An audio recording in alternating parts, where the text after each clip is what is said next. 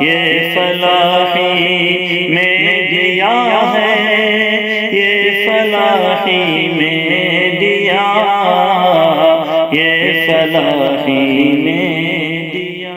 الحمد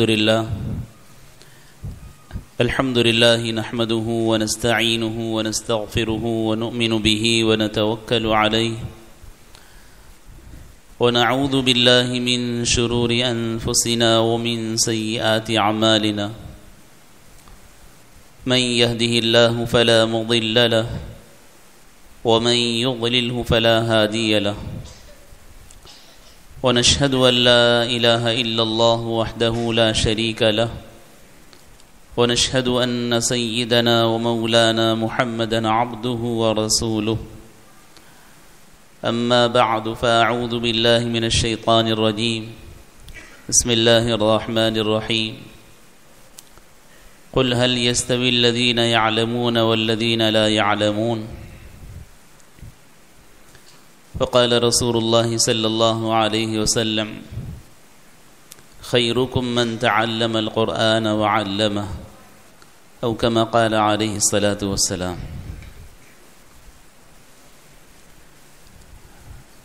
محترم علماء کرام، مدرسہ دعوت الحق کے طلباء، دیگر سامعین، آج ہم لوگ اپنے اس ادارے کے دوسرے سالانہ جلسے کے موقع پر جمع ہوئے ہیں۔ الحمدللہ ثم الحمدللہ، سال گزشتہ بھی عاجز کی اس میں حاضری ہوئی تھی، اور آج اللہ تبارک و تعالیٰ نے دوبارہ ہم لوگوں کو یہ موقع عطا فرمایا۔ ابھی آپ حضرات نے دیکھا پروگرام پیش کرنے والے جو طلباء تھے بڑی عمر کے تھے، امتحانات میں ممتازین میں جو طلباء آئے وہ بھی بڑی عمر کے تھے، اور الحمدللہ ثم الحمدللہ شہر دھولیا میں یہ منفرد ادارہ ہے جس میں بالغین کے لیے، بڑی عمر کے حضرات کے لیے ان کے وقت کا خیال رکھتے ہوئے حافظ بننے کے لیے، عالم بننے کے لیے علماء کرام قربانی دے کر، وقت دے کر اس ادارے کو چلا رہے ہیں۔ ہم لوگوں کی یہ ذمہ داری ہے کہ ہم اس ادارے کو آگے بڑھانے کے لیے، اس کو ترقی دینے کے لیے جو بھی ہم سے تعاون ہو سکتا ہے کرنے کی کوشش کریں۔ اخلاص کی علامت یہ ہوتی ہے کہ دینی شعبے جہاں پر بھی بڑھیں ہمارا دل خوش ہونا چاہیے۔ اگر کسی مکتب کے نئے جاری ہونے سے، کسی نئے مدرسے کے جاری ہونے سے ہمیں کچھ تکلیف ہو رہی ہے یا ہمارا دل چھوٹا ہو رہا ہے تو یہ اخلاص نہ ہونے کی علامت ہے۔ اللہ تعالیٰ نے اگر اخلاص عطا فرمایا ہے تو مخلصین کی حالت یہ ہوتی ہے کہ دینی کسی شعبے کے بڑھنے پر، اس کی ترقی پر، نئے شعبے جاری ہونے پر دل خوش ہوتا ہے، دل سے دعائیں نکلتی ہیں، اور حتی الامکان کوشش کی جاتی ہے کہ کس طرح سے اس کو آگے بڑھایا جائے۔ اور خدا نخواستہ العیاذ باللہ اگر کسی مدرسے کے، کسی مکتب کے جاری ہونے سے ہم ناراض ہو رہے ہیں یا رکاوٹ بن رہے ہیں، مخالفت کر رہے ہیں، تو یہ دین سے محبت کی علامت نہیں ہے، اخلاص نہ ہونے کی علامت ہے۔ اور آج بہت زیادہ تکلیف اس سے ہوتی ہے کہ ہم لوگوں کے دل اتنے چھوٹے ہو چکے ہیں کہ ہم ایک دوسرے کے معاون نہیں بلکہ ایک دوسرے کے مخالف بنے ہوئے ہیں، جبکہ ہونا یہ چاہیے تھا کہ ہم سارے شعبوں کو مضبوط سے مضبوط تر کرنے کی کوشش کرتے ہیں۔ حضور اکرم صلی اللہ علیہ وسلم نے ارشاد فرمایا ہے، الایمان بضع و سبعون شعبہ، ایمان کے 70 سے زیادہ شعبے ہیں،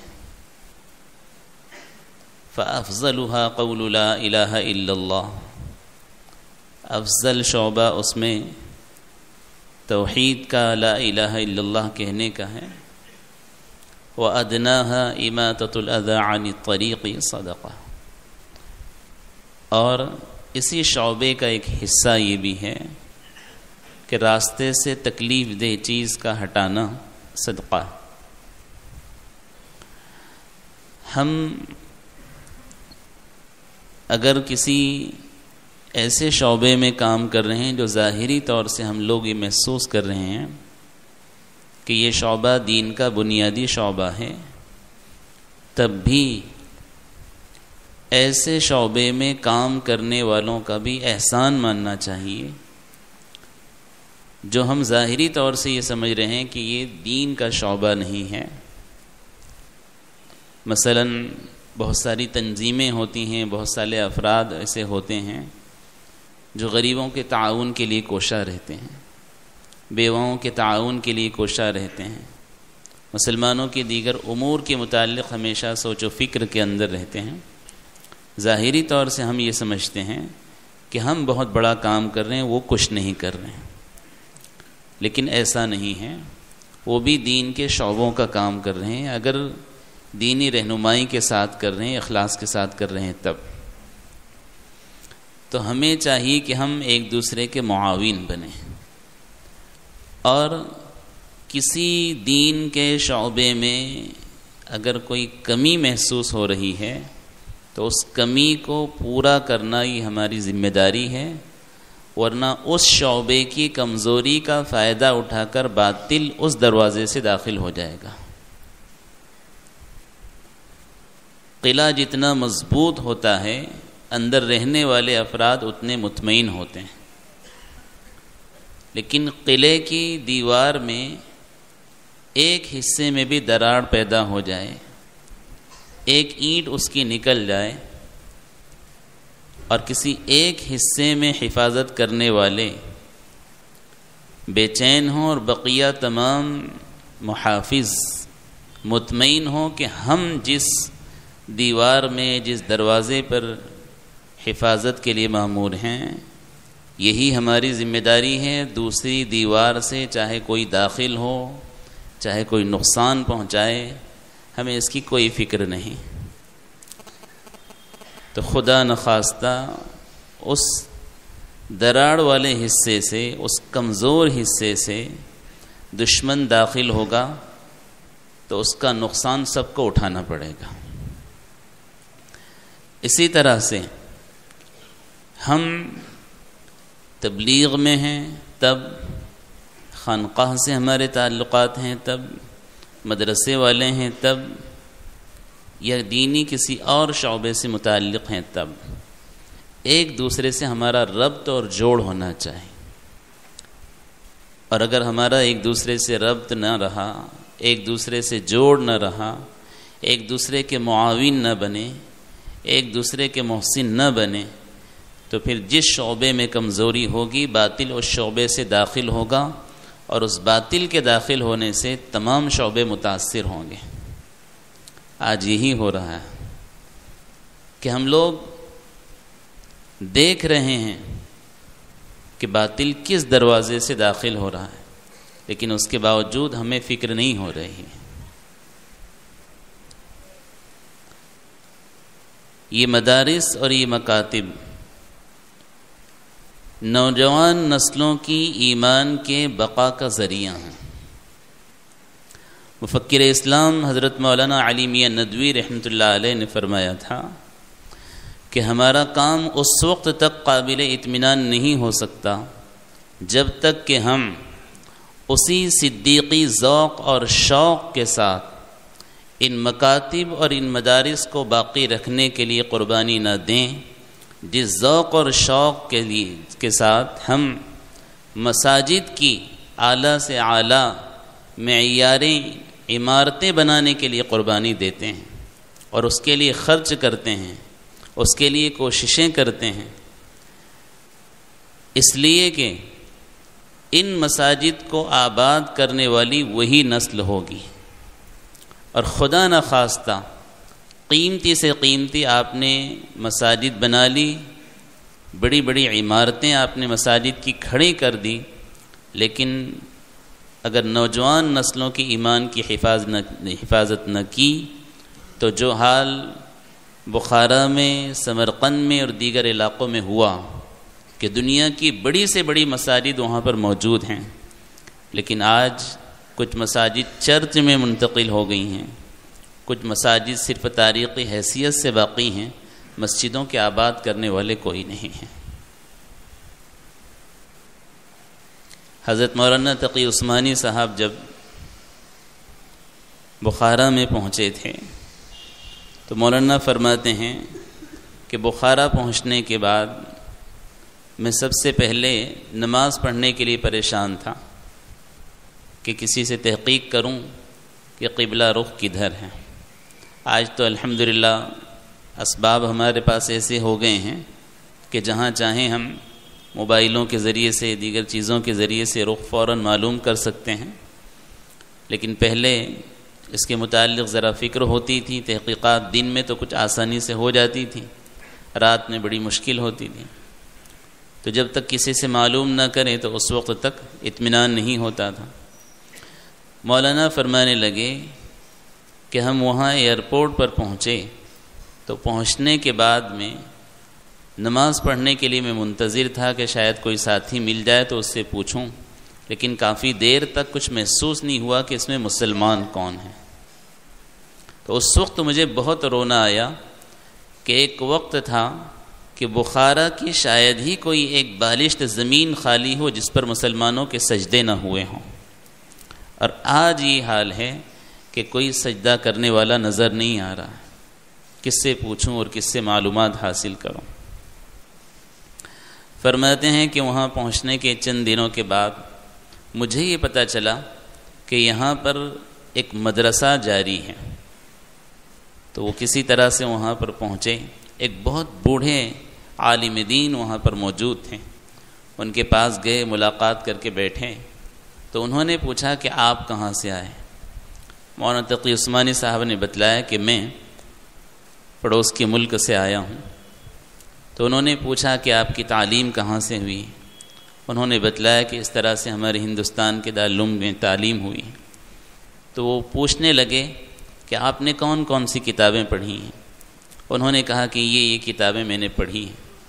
تو مولانا تقی عثمانی صاحب فرمانے لگے کہ جب میں کتابوں کے نام ان کو سنا رہا تھا تو اس وقت ان کے آنکھوں سے آنسو جاری ہو گئے اور کہنے لگے کہ کیا یہ کتابیں آج بھی پڑھائی جاتی ہیں؟ مولانا کہنے لگے کہ ہاں الحمدللہ ہمارے علاقے کے اکثر اداروں میں یہی کتابیں پڑھائی جاتی ہیں۔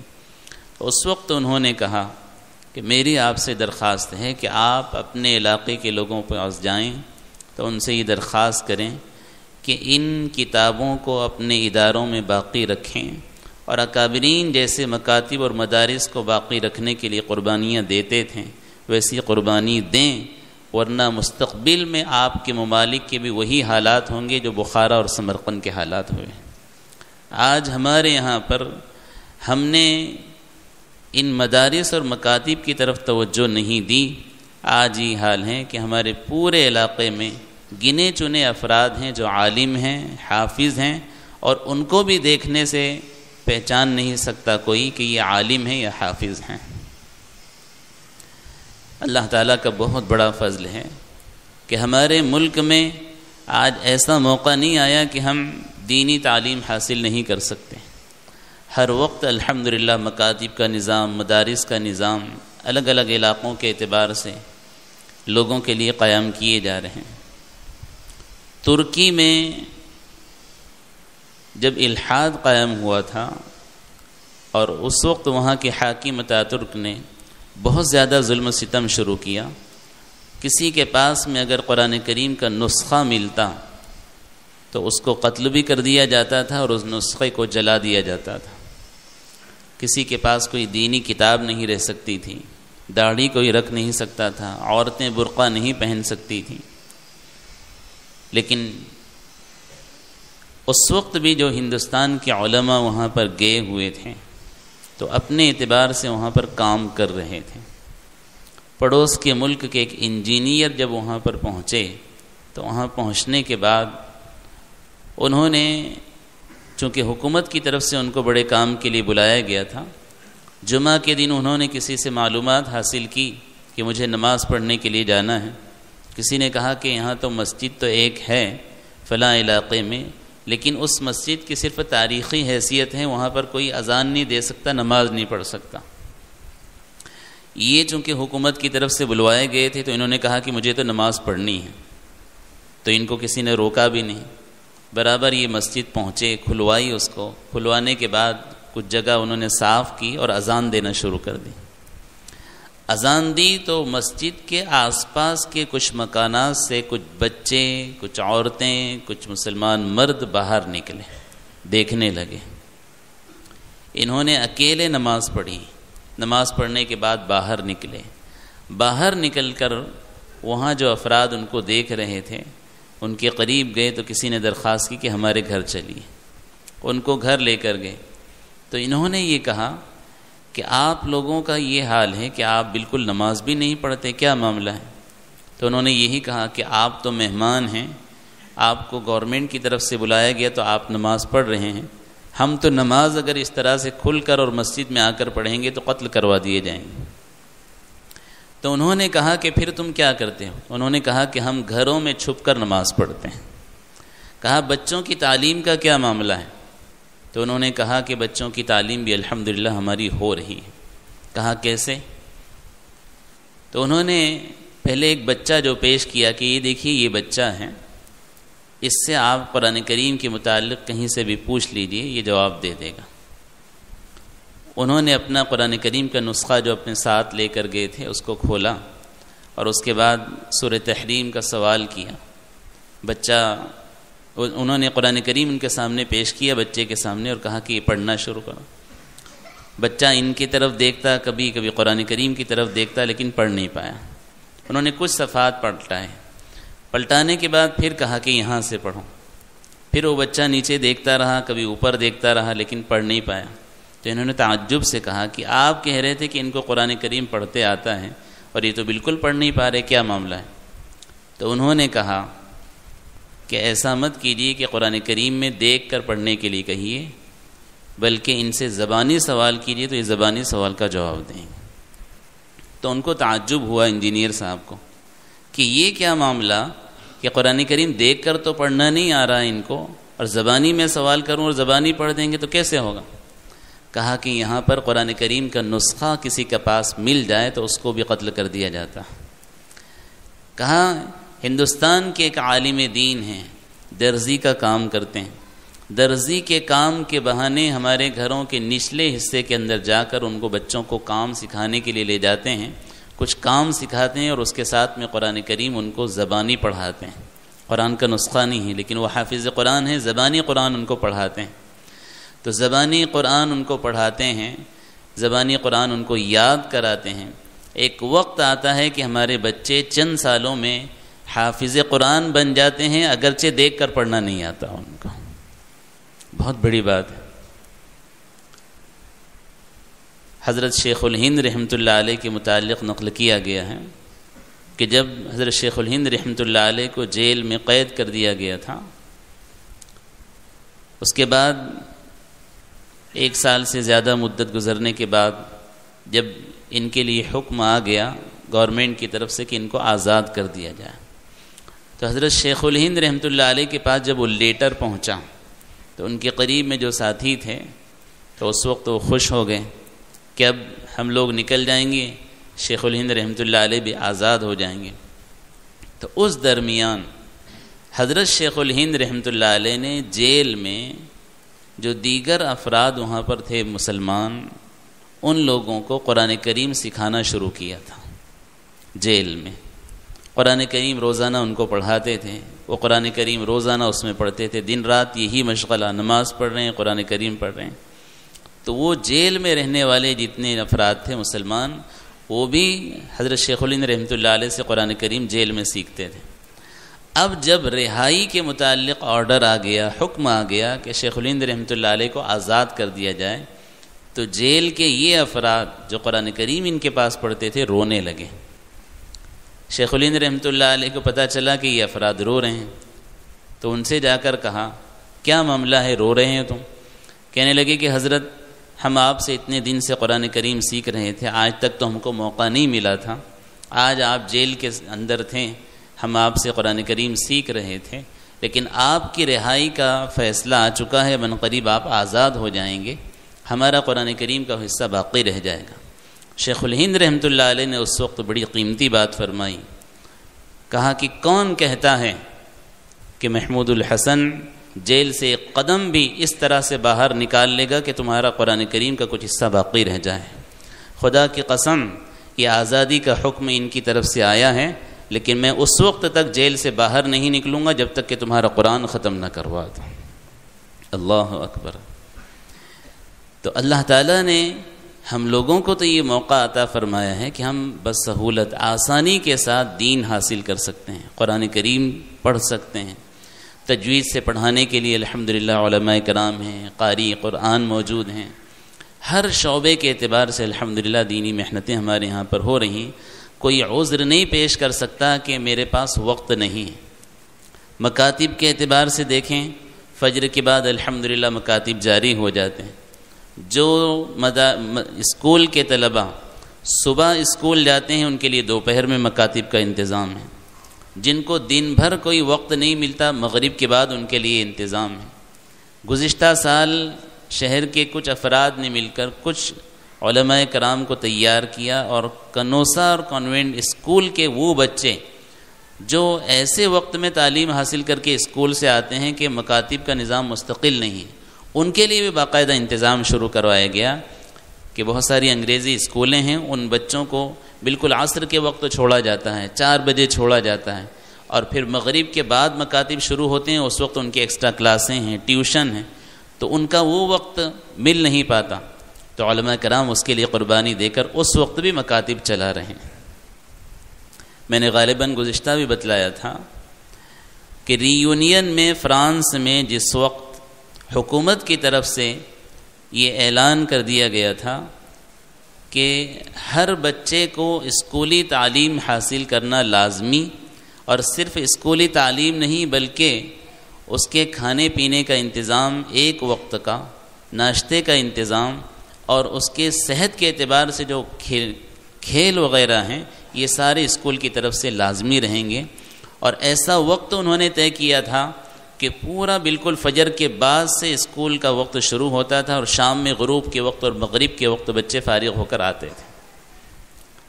اب یہ بچے جب پورا دن اسکول کی تعلیم حاصل کر رہے ہیں اور شام میں ایسے وقت آ رہے ہیں کہ اس وقت مدرسہ چلایا بھی نہیں جا سکتا، مغرب عشاء کے وقت میں گھر پہنچ رہے ہیں، وہاں سے چھٹی ہو کر آ رہے ہیں، تو علماء کرام بیٹھے اور بیٹھنے کے بعد مشورہ کیا کہ ان بچوں کے دین کے اور ایمان کی حفاظت کے لیے ہم کیا کریں، کون سے وقت ان کو پڑھائیں۔ سب سے پہلے وہاں کے علماء کرام نے اپنی قربانی پیش کرتے ہوئے یہ مشورے میں بات رکھی اور کہا کہ سب سے پہلے ہم یہ طے کرتے ہیں کہ ان بچوں کے لیے ان کے سرپرست والدین جو وقت کہیں گے اور جو وقت خالی ملے گا، رات میں، صبح، دن میں، دوپہر، شام، جو وقت کہیں گے، نہ ملے ہفتے میں ایک وقت ملے گا تو اسی کا ہم لوگ انتظام کر دیں گے۔ اب مشورہ طے ہوا، مشورے میں باتیں آئیں کہ کیا کرنا چاہیے، تحقیق کی گئی تو پورے دن کا بچوں کا شیڈول مشغول ہونے کی وجہ سے انہوں نے دیکھا، تحقیق کی تو پتہ چلا کہ صرف فجر کی نماز سے پہلے 1 گھنٹہ مل سکتا ہے جس میں ان بچوں کو پڑھایا جا سکتا ہے۔ علماء کرام نے حامی بھر لی کہ فجر سے پہلے ہی مکاتب شروع کر دیں گے، پڑھائیں گے۔ ان بچوں کے ذمہ داروں نے بھی اس کی حامی بھری اور وہ آمادہ ہو گئے کہ ہم اپنے بچوں کو صبح بھیج دیں گے۔ آج بھی آپ تحقیق کر سکتے ہیں، ری یونین فرانس کا ایک جزیرہ ہے، وہاں مکاتب کا انتظام اس طرح سے ہے کہ فجر کی اذان کے وقت میں مکتب کے بچوں کی چھٹی ہوتی ہے. فجر کی اذان کے وقت میں بچوں کی چھٹی ہوتی ہے اور نماز پڑھتے ہیں، اور نماز پڑھنے کے بعد گھر آتے ہیں اور اس کے بعد اسکول جاتے ہیں. گزشتہ چند سالوں پہلے جدہ میں آل ورلڈ قرآن کریم کا مسابقہ ہوا تھا. پوری دنیا کے بڑے بڑے مدارس سے جن کا انتخاب ہوتا ہے، اس جزیرے سے بھی ان کو موقع ملا اور وہ شریک ہوئے، تو وہاں کے ہی بچے کا اول نمبر آیا تھا. وہاں فجر سے پہلے 1-1.5 گھنٹہ جو قربانی دے کر علماء کرام ان کو پڑھا رہے تھے، اس کا نتیجہ اتنا اچھا ہے. ہمارے ہاں تو اللہ تعالیٰ کا فضل ہے کہ ایسی کوئی حکومت کی طرف سے لازمی طور سے کوئی چیزیں نہیں آئی ہیں کہ ہم اپنے بچوں کو دینی تعلیم نہیں دلا سکتے. اللہ تعالیٰ کا بہت بڑا فضل ہے. ہمارے یہاں شہر دھولیا میں گزشتہ سال جو 10ویں اور 12ویں کے بورڈ کے امتحانات ہوئے تھے، اس میں 72 طلبہ ایسے تھے جو حافظ قرآن تھے. 10ویں اور 12ویں کے بورڈ کے امتحان میں 72 طلبہ ایسے تھے جو حافظ قرآن تھے. اس سال بھی تحقیق کریں گے تو انشاءاللہ بہت بڑی تعداد میں حفاظ علماء ملیں گے. ہمارے یہاں پر ابھی جو 17-18 بچے حافظ قرآن بنے، اس میں 9 سے 10 طلبہ ایسے ہیں جو 10ویں یا 12ویں پڑھ رہے ہیں. دیگر مدارس میں مدرسہ سراج العلوم میں دیکھیں تو جو شہری طلبہ ہیں، درس القرآن میں جو شہری طلبہ ہیں، یہ سارے طلبہ کیا کر رہے ہیں؟ اسکولی تعلیم کے ساتھ الحمدللہ حافظ قرآن بن رہے ہیں. 8ویں 9ویں 10ویں تک الحمدللہ قرآن کریم کے حافظ بن جا رہے ہیں. تو یہ بہت اچھی بات ہے ہم لوگوں کے لیے، اس طرف ہماری توجہ ہونا چاہیے. حافظ قرآن جو بچے بن رہے ہیں، یہ بچے جب اسکول اور کالج میں جاتے ہیں تو اللہ تبارک و تعالیٰ ان کے ذہن کو اور زیادہ قرآن کی برکت سے کھول دیتے ہیں. وہ ان شعبوں میں جانے کے بعد بھی ممتاز رہتے ہیں. ایسا نہیں کہ جس کی وجہ سے ان کو کوئی تکلیفیں آ رہی ہیں، پریشانی آ رہی ہیں. یہ دیگر بچوں کی بنسبت آپ تحقیق کریں تو یہ حفاظ جو بچے ہیں، طلبہ ہیں، یہ دیگر بچوں سے ممتاز ہی رہتے ہیں. تو یہ ہمارے لیے بہت اچھا موقع ہے. اللہ تعالیٰ کا بہت بڑا فضل ہے. گورنمنٹ کی طرف سے، حکومت کی طرف سے جو لازمی تعلیم کے متعلق معاملات سامنے آ رہے ہیں، خدا نہ خواستہ کوئی ایسے سخت اقدامات حکومت کی طرف سے آ گئے کہ جس میں اسکول کے اوقات کو بھی ایسا کر دیا گیا کہ ہم مجبور ہو جائیں گے، تو اس وقت تکلیف ہوگی ہم کو.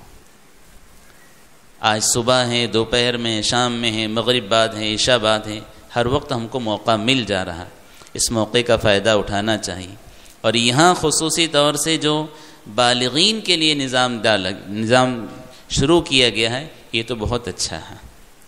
ہمارے یہاں فلاح دارین میں بالغین کے لیے جو فجر کے بعد میں مکتب کا نظام کیا گیا تھا، تقریباً 3 یا 4 سال پہلے جو ہمارے شہر دھولیا کے ایک بڑی شخصیت ابو اللیث حاجی صاحب تاشا گلی سے روزانہ پڑھنے کے لیے فلاح دارین میں آتے تھے. چلنے کی طاقت نہیں تھی ان کی. مسجد کے باہر ان کی رکشہ آ کر رک جاتی تھی، اور مسجد میں اندر پڑھنے والے جو ریٹائر پولیس اور بڑی عمر کے جو حضرات ہوتے تھے، ان کو خبر مل جاتی تھی کہ حاجی صاحب کی رکشہ آ گئی، تو 3-4 افراد باہر آتے تھے اور رکشہ میں سے اٹھا کر ان کو سہارے کے ذریعے سے مسجد میں اندر لے جاتے تھے. اندر جا کر وہ بیٹھتے تھے، 2 گھنٹہ 3 گھنٹہ جتنی ان کی بشاشت ہوتی تھی پڑھتے تھے، چلے جاتے تھے. انہوں نے پہلے ناظرہ قرآن ختم کیا. ناظرہ قرآن ختم کرنے کے بعد حفظ قرآن انہوں نے شروع کیا. حفظ قرآن شروع کیا، 7 سے 8 پارے ان کے ہوئے تھے، اور اس کے بعد اللہ تعالیٰ کی طرف سے کچھ اور ان کے لیے لکھا ہوا تھا، تو دنیا سے چلے گئے، ان کا انتقال ہو گیا. اللہ تعالیٰ سے امید ہے انشاءاللہ حشر میں انشاءاللہ حفاظ قرآن کے ساتھ میں ان کا حشر کیا جائے گا. تو جو بالغ عمر کے جو حضرات ہیں، ان کے لیے بھی اب یہ موقع نہیں کہ ہم کہاں تعلیم حاصل کریں. بہت سارے علاقے ہیں شہر دھولیا میں جہاں پر مسجدوں میں علماء کرام، ائمہ کرام بالغین کو پڑھا رہے ہیں. مسجد ابو بکر میں یہاں مفتی الطاف صاحب بیٹھے ہیں، الحمدللہ 20-30 بڑی عمر کے احباب، ریٹائرڈ حضرات وہاں پر بھی جا رہے ہیں، اپنے اوقات کی قربانی دے کر قرآن کریم پڑھ رہے ہیں، علم حاصل کر رہے ہیں. اور پھر اس سے بڑھ کر جو حضرات کو اللہ تعالیٰ نے شوق دیا ہے، تو پھر یہاں پر یہ شبینہ جو تعلیم کا نظام قائم کیا گیا ہے، الحمدللہ حافظ قرآن بننے کے لیے بھی، عالم دین بننے کے لیے بھی مستقل ایک ترتیب قائم کی گئی. اگرچہ اس ترتیب کو تھوڑا سا آپ حضرات کا خیال رکھتے ہوئے کچھ مختصر کیا گیا ہے، لیکن اس میں وہ ساری کتابیں جو نصاب کے اعتبار سے ضروری ہیں ساری چیزیں اس میں شامل کی گئی ہیں. آپ حضرات کے اندر جو بھی احباب ایسے ہیں جن کو اللہ تعالیٰ نے وقت دیا ہے، ان کا اخلاقی فریضہ ہے، ذمہ داری ہے کہ اس وقت کو صحیح استعمال کریں. دینی تعلیم حاصل کرنے کے لیے اگر آپ نے یہ وقت کی قربانی دی، اللہ تعالیٰ سے امید ہے کہ انشاءاللہ یہ آپ کے لیے بھی، آپ کے گھر کے افراد کے لیے بھی خیر کا اور برکت کا ذریعہ بن جائے. جس گھر کے اندر ایک حافظ قرآن ہوتا ہے اس کی برکتیں اللہ تعالیٰ عطا فرماتے ہیں. عالم دین ہو جائے تو بقیہ نیچے کے جو افراد ہوتے ہیں، عورتیں ہیں، بچے ہیں، بڑے، سب کے لیے بہت ساری دینی اعتبار سے سہولت ہو جاتی.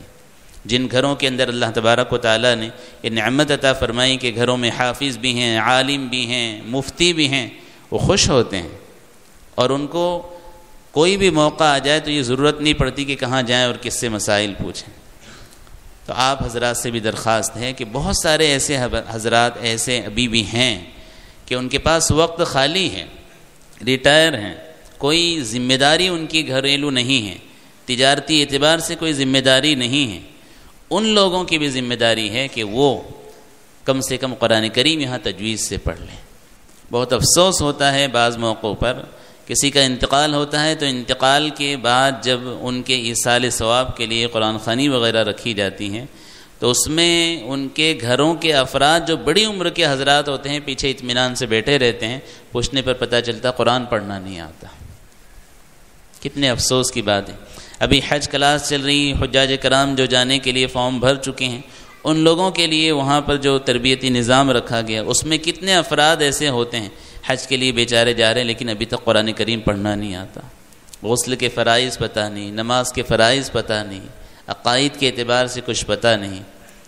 حج میں جا رہے ہیں اس سے پہلے وہ سیکھ لیتے ہیں، وہ بھی غنیمت ہیں. لیکن یہ چیزیں حاصل کرنے کے لیے جب اللہ تعالیٰ نے موقع دیا ہے تو اس موقع کا ہم نے فائدہ حاصل کرنا چاہیے.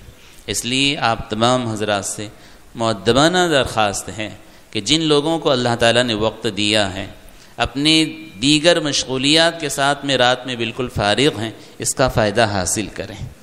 رات میں آئے، اپنے وقت کی ترتیب بنا کر یہاں پر علماء کرام ہیں اور الحمدللہ بڑی تعداد میں علماء حفاظ یہاں پر خدمات انجام دے رہے ہیں اور مستقل اول سے کلاسیں بھی جاری ہو چکی ہیں، حفظ کی کلاسیں بھی ہیں، دینیات کی کلاسیں بھی ہیں.